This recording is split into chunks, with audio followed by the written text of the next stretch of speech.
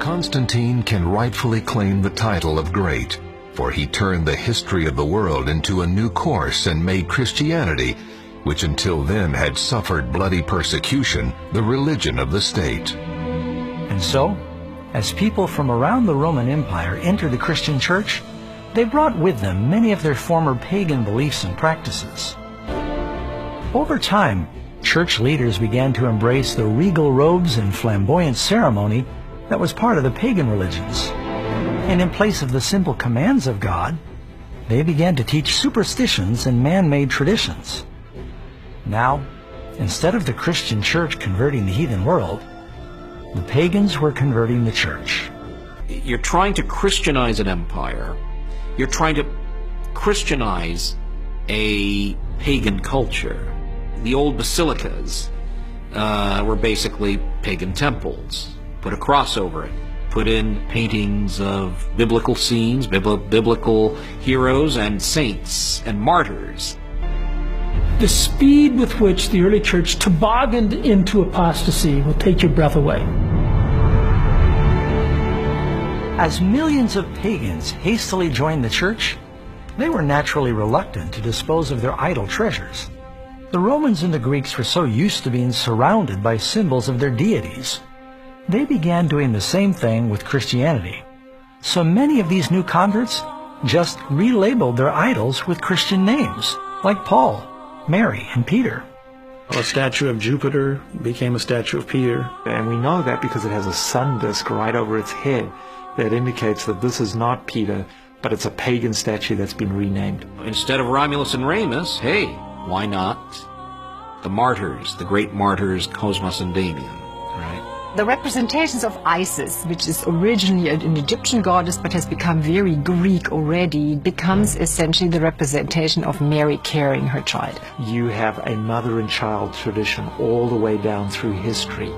You have it in Mithraism, you have it in Babylon, you have it all the way back in Persia. It appears that Mary acquired some of the characteristics that were associated with some of these other goddesses. She wears a dark blue coat, and she stands on the half moon. She is the mother of all gods. Isis carrying her son Horus. That is the image that gets a new name, and now the name is Mary carrying the child Jesus. Or a depiction of the god Hermes is shown as Christ the Good Shepherd. Asclepius is the iconographic model for a lot of the depictions of Jesus, yes. A young, vibrant god with curly hair, down to about here, and a little beard. Soon the statues of the saints and even Jesus began adorning the churches. Even though God clearly forbids this practice in the Ten Commandments, people continued to revere and to pray to these relabeled idols. Thou shalt not make unto thee any graven image, or any likeness of anything that is in heaven above, or that is in the earth beneath, or that is in the water under the earth. Thou shalt not bow down thyself to them, nor serve them. Related to the last point is the veneration of Mary, the mother of Jesus. While it is true, Mary was a faithful woman and greatly honored to be his mother, the scriptures teach nowhere that she's to be deified or worshipped. The Bible does not venerate Mary as a special saint. It lifts her up as a pure, wonderful woman used by God to give birth to the Messiah.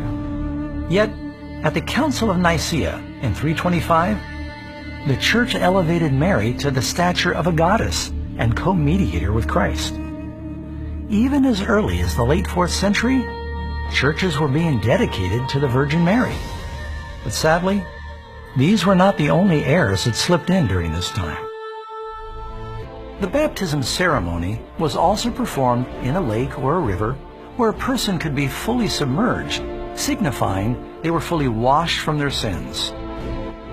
The practice of baptism was gradually altered by the church. Hundreds of years after Christ, sprinkling and pouring was introduced as a more convenient mode of baptism. This actually undermined the powerful symbolism of the service, and it contradicts the example of Jesus, who was baptized by immersion. Another Christian truth that was altered by pagan influence was the Lord's Supper. Jesus instituted the communion service, also known by some as the Eucharist, to be a beautiful yet simple ceremony where his followers would drink unfermented wine and eat unleavened bread. These symbols of Jesus' sinless body and blood are designed to help believers remember the sacrifice and the teachings of Christ. But again, under the influence of heathen rituals, the Holy Communion service was gradually changed by church leaders into a mystical ceremony. In this new ritual, fermented wine was used, and the priest, allegedly, had the power to transform the bread and the wine into the actual body and blood of Christ. Even to the point where later on they say, we are creating God by speaking the words of mystagogy. By 1415 AD, at the Council of Constance, church leaders further decreed that only the priests could drink the wine and the laity would only receive the bread. Yet the Bible clearly says that when Jesus established the communion service, they all drank from it. About 300 years after Christ, the church began to deviate from another of the 10 Commandments, specifically the 4th commandment that requires believers to remember the 7th day as the Sabbath. Remember the Sabbath day, to keep it holy. 6 days you shall labor and do all your work, but the 7th day is the Sabbath of the Lord your God. Church leaders began to devalue the 7th-day Sabbath of the 10 Commandments in preference for the more popular Roman Sunday. Some Christians mistakenly thought that you should fast on the Sabbath, but you could feast on Sunday. That's what the pagans did. They feasted on Sunday, fasted on Saturday. Not a Jewish concept. The Jews fasted Friday and feasted Sabbath. And Christ is resurrected on a Sunday, and there's a very natural tendency, therefore, to mark that and celebrate that. There's a third reason, and that is the influence of sun worship that creeps into the church. And when sun worship begins to creep into the church, Constantine can make use of that to lead to the exaltation of Sunday, the day of the sun, as being the day that people should worship on. This gradual departure from God's law over the centuries has become so widely accepted that most are shocked to learn that Sunday keeping has no foundation in the Bible. In AD 313, Constantine published the Edict of Milan, establishing Sunday as a day of rest. The emperor's Sunday law had nothing to do with Christianity. It was actually to honor the main Greco-Roman sun god called Helios, or Apollo. The Emperor Constantine became a convert to Christianity, and also because he remained partial to the sun god, the Emperor Constantine moved the day of worship from Saturday, the Sabbath, as had been traditional in Judaism, obviously, to Sunday, the day of the sun god. And ever since, Christian folks, at least for the most part, overwhelmingly, have held their day of worship on Sunday rather than Saturday.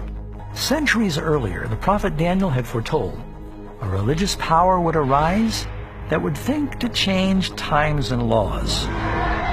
Within the 10 Commandments, there's only one law that is also a time: the Sabbath. The doctrine of hellfire was also distorted by pagan mythology. In the book of Revelation, the Bible teaches that following the Great Judgment Day, the lost will be cast into a lake of fire. At that time, each person is punished according to what they deserve, and then they're totally consumed and eternally perish. And do not fear those who kill the body, but cannot kill the soul, but rather fear him who is able to destroy both soul and body in hell. For the living know that they will die, but the dead know nothing. The priests began to teach that hell was a place of eternal torment, ruled by the devil, and it began at the moment of death. The fallen church was able to use this frightful concept of never-ending torture to terrorize and manipulate both the king and the commoner. Most tragic of all, this false teaching portrays Jesus as some sort of sadistic fiend. It's encouraged some atheists and agnostics to challenge Christianity and Christianity's idea of a loving God if he does something that is worse than even what Hitler did. No matter what somebody has done, is billions of years of torture fitting the crime?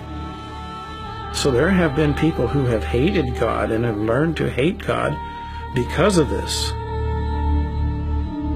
Another pagan concept that infiltrated Christian thinking was regarding the afterlife.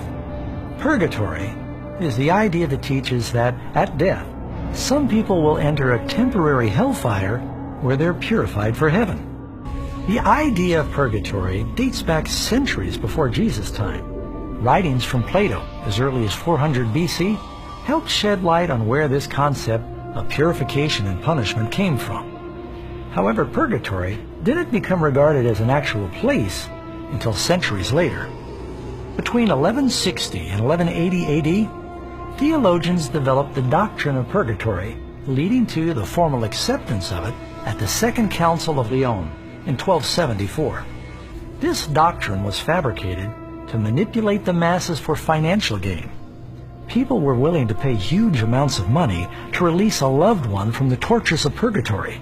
Of course, believers could never really be sure when someone left purgatory, so the money kept flowing into the pockets of corrupt priests. The head of the church would have people going out to raise money and encourage people to give their money to the church, buy people out of purgatory, so they could fund these elaborate buildings. This belief in purgatory is also built on the dangerous concept that the works and the prayers of the living can somehow alter the destiny of the dead. Yet Jesus made it very clear there is no limbo or purgatory. After death, a person's next conscious thought was the resurrection and their eternal reward.